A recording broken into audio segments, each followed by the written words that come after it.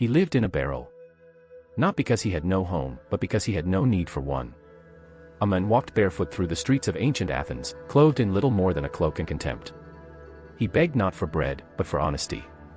He spat on the floor of Plato's academy, mocked kings to their faces, and held up a lantern at noon, searching for a man who was truly alive.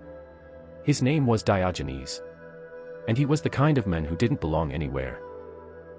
Because he refused to lie just to be accepted. Where others chased status, Diogenes stripped it away. Where they gathered possessions, he discarded them. He ate in the marketplace. He slept on the ground. And when someone told him he was behaving like an animal, he simply smiled and said, "So be it." People called him mad. They still do. But maybe he wasn't insane. Maybe he just saw something others didn't. Maybe he didn't fit in, because he saw how broken the world really was. Because once you see the performance, you can't pretend anymore. So here's the question: what if the discomfort you feel in society isn't dysfunction, but awakening? What if the reason you've never fully belonged is not because there's something wrong with you, but because there's something wrong with everything else? This is not a story about rebellion. It's a story about clarity. About one man who gave up everything, and in doing so, may have found the one thing the world fears most: freedom. You were born into a world that whispered one message from the very beginning: fit in, and you'll be safe. From the playground to the boardroom, from family dinners to digital timelines, the message repeats. Blend in. Conform. Adjust your edges so you don't make others uncomfortable. Say what's expected. Believe what's popular. Be agreeable, or be alone. And this is no accident. The desire to belong is one of the oldest instincts we have. It was once a matter of survival. In tribal times, being cast out meant death. So we evolved to fear rejection more than pain. To prioritize approval over authenticity. To mirror the group, even when the group is lost. Psychologists like Maslow placed belonging just above survival in our hierarchy of needs. Solomon Asch showed how people would deny their own senses just to align with others. Entire identities are formed, not from inner values, but from the desperate craving to avoid exile. But here's the part they don't tell you: that primal instinct, the urge to fit in, is now a weapon.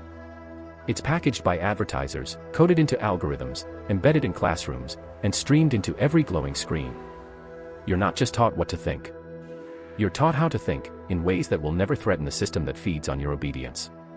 Likes, followers, friend counts, dress codes, approved opinions, all carefully designed to keep you close to the herd. Because a society that fits together too perfectly is not a society of individuals, it's a factory of masks. But Diogenes broke that spell. He didn't just resist the urge to belong. He exposed it. He lived like an outcast and called it freedom. He peeled off the layers society wrapped around truth, and stood naked in the storm. So ask yourself, are you fitting in, or are you dissolving? Because sometimes, the cost of belonging is the death of who you really are. Before he was a philosopher, he was a criminal. Diogenes of Sinope was exiled from his city after tampering with the currency, an act of defiance against a system he saw as fake. From the very beginning, he was allergic to illusion. And once exiled, he wandered into Athens, a city of intellect, luxury, and reputation, and tore every one of those values apart, piece by piece. He owned nothing. He slept in a wine barrel.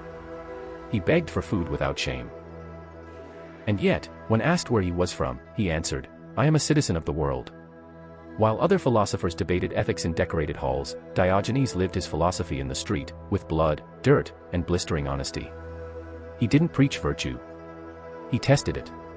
He once saw a child drinking water with his hands and immediately threw away his own cup, declaring the boy wiser than he.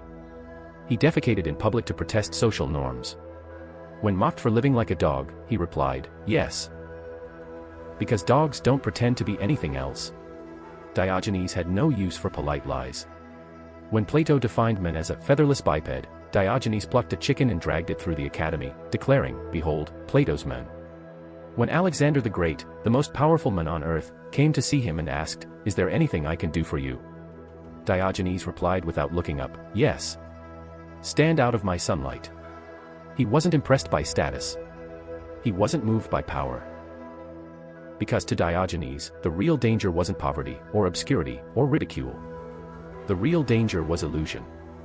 He believed that most people live inside a performance, roles assigned by society, egos dressed in borrowed language. They strive, compete, conform, and call it virtue. But Diogenes tore off the mask. And in doing so, revealed just how deeply others had become actors in their own lives. People called him mad. But perhaps the real madness is a world where truth must be hidden just to keep the peace. Diogenes refused the lie. And for that, he was dangerous. There's a price for not belonging. It starts subtly. Conversations grow colder. Invitations stop arriving. People tilt their heads when you speak, as if your thoughts came from somewhere foreign or dangerous. You begin to notice the way silence follows your honesty, the way rooms grow uncomfortable when you don't play along. That's the cost of nonconformity. You don't lose the world all at once. You lose it moment by moment, every time you tell the truth where a lie would have been easier. Every time you choose depth over small talk. Every time you refuse to bow. And it hurts. The hunger to be understood doesn't disappear just because you see through the illusion. In fact, the clearer your vision becomes, the lonelier the road gets. Alienation. Depression. Mockery. Labels like difficult, intense, antisocial, arrogant. The system has a name for everyone who refuses to kneel. But what if this pain isn't a flaw? What if it's a signal? Henry David Thoreau once walked into the woods alone and wrote, "The mass of men lead lives of quiet desperation." Friedrich Nietzsche, scorned and isolated, said, "One must still have chaos in oneself to give birth to a dancing star." And in our own time, Edward Snowden and Julian Assange revealed truths so inconvenient, so undeniable, that the world called them criminals simply to avoid listening. They didn't fit in. And that became their power. Because truth has never been popular. Integrity has never been profitable. And freedom, real freedom, has never been something society gives you. It's something you claim, and protect, and suffer for. To not fit in, is to risk everything. But to fit in, when the world is mad, that is to go mad with it. So maybe your discomfort isn't a sign of failure. Maybe your loneliness is not proof that something's wrong with you, but that something is deeply wrong with everything else. The cost of nonconformity is heavy. But the cost of submission is your soul. Imagine a man with nothing. No job, no house, no possessions. And yet, he stands freer than kings, because he sees the game for what it is, and refuses to play it. That man was Diogenes. And the game hasn't changed. Only the stage has. In ancient Athens, philosophers debated truth like it mattered. Because it did. Truth was dangerous, it could shake empires, strip power, awaken minds. Socrates drank hemlock for it. Diogenes spat in the faces of those who buried it beneath politeness and pride. Today, we no longer debate truth. We debate narratives. Truth is too raw. Too jagged. Narratives, on the other hand, those can be packaged. Sold. Retweeted. We've replaced principles with branding. Wisdom with sound bites. Status with symbols. Once it was togas and titles. Now, it's followers and filters. But the underlying hunger remains, to appear as something valuable, even if you aren't. To be seen, even if you're not known. To be approved of, even if it means losing who you are. And in both worlds, then and now, the one who speaks unfiltered truth is punished. Diogenes didn't just call out hypocrisy. He embodied its opposite. He didn't just say society was absurd. He lived outside of it. He mocked the performance until the performance collapsed around him. What does that look like today? It looks like the post the algorithm buries. The whistleblower turned into a villain. The thinker labeled dangerous for asking questions no one else will. You don't get poisoned now. You get deplatformed. You don't get exiled from the city, you get exiled from the timeline. Guy Debord called it the society of the spectacle. A culture where appearance overtakes reality. Where image is more important than substance. Where people no longer live their lives, they perform them. Debord warned that in such a society, the truth doesn't disappear overnight. It's drowned, slowly, endlessly, in a flood of distractions. You don't need to censor truth when you can bury it beneath 10,000 likes for something meaningless. Marshall McLuhan went deeper. He didn't just say content is manipulated. He said the medium itself becomes the message. Your perception of reality is shaped not just by what you see, but how you see it. A scroll. A swipe. A heart-shaped button. Reality is filtered. Truth becomes relative. Groupthink becomes gospel. And the more you conform, the more you're rewarded.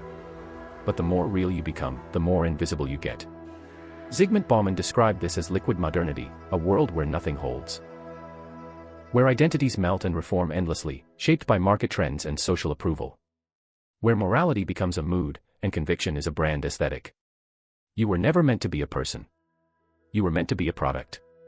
But Diogenes still lingers, like a ghost refusing to vanish. A mirror held up to the modern world. He would see through the digital applause, the influencer mantras, the curated personas.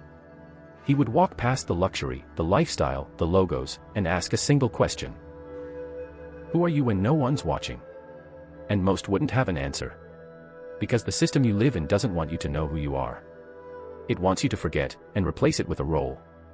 The same way Athens wanted Diogenes to act more civilized.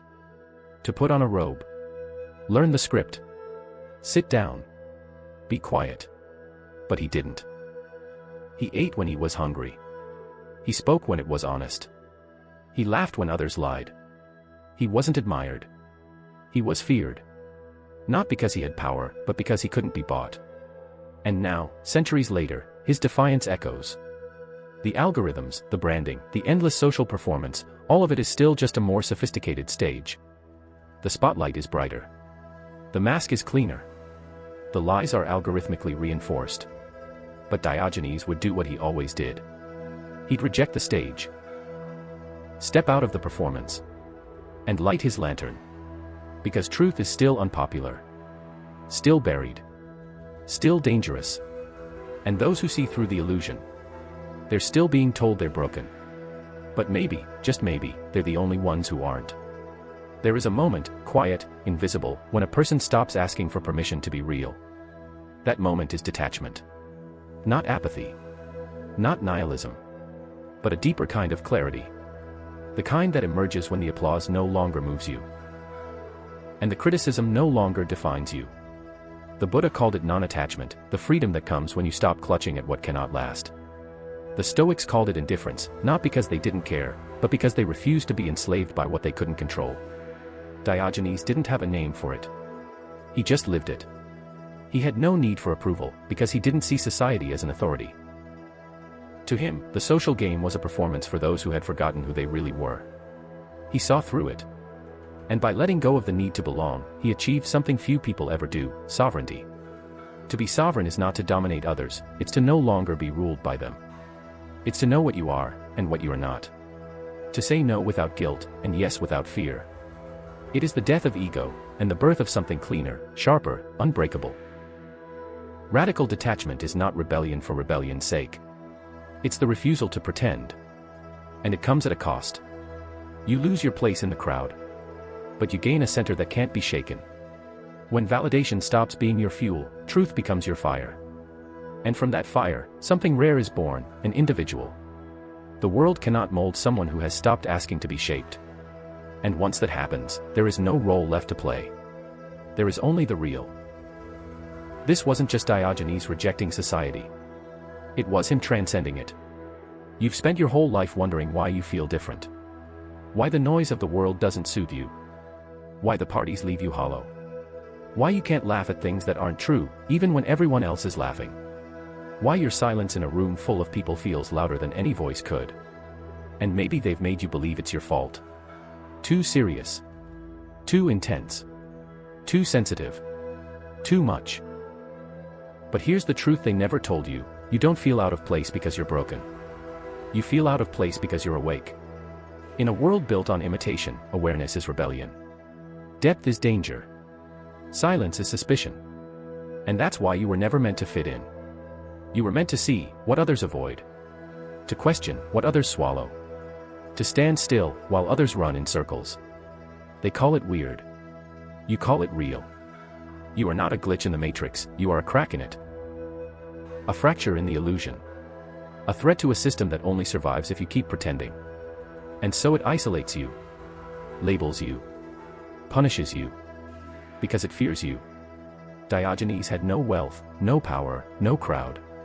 But he had something most people never touch, a self that belonged to no one. He lived in a barrel. Alone. Mocked. Forgotten. And yet, he smiled. Because he knew something the world still doesn't: fitting in is overrated. Freedom is not. He walked under the noon sun, holding a lantern. They laughed. They mocked him. "Why are you carrying a light in the middle of the day?" they asked. And Diogenes replied, "I am looking for an honest man." But maybe it wasn't just a man he was looking for. Maybe it was something deeper. Something most people had lost. A soul unshackled. A life unfiltered. A mind untouched by the hypnosis of belonging. That lantern, it wasn't just a joke. It was a warning. A symbol that truth, in this world, would always need its own light, even at midday. And now, the question isn't about Diogenes anymore. It's about you. Because that lantern, it's in your hand now. You who never quite fit in. You who hesitate before small talk, who carry questions others don't want asked. You who have stared into the noise of the world and felt, not excitement, but confusion. You who wonder why everyone is rushing, consuming, pretending. You are not lost. You are not broken. You are the one holding the flame.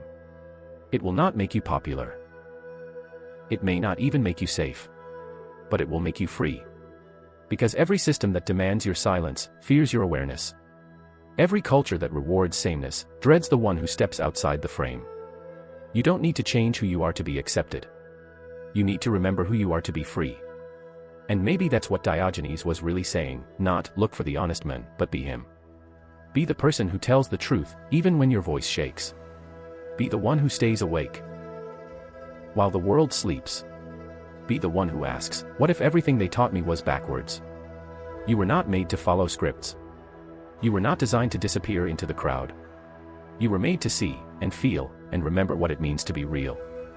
And yes, it's lonely. But it's real. And real will always matter more than accepted. So now ask yourself, would you rather fit in, and be asleep? Or stand alone, and be awake? Because somewhere deep in your chest, there is a fire that doesn't want applause. It wants truth. It wants freedom. It wants you. Not the version that pleases them. The version that was never for them. Diogenes held the lantern. Now it's yours. Don't let the light go out.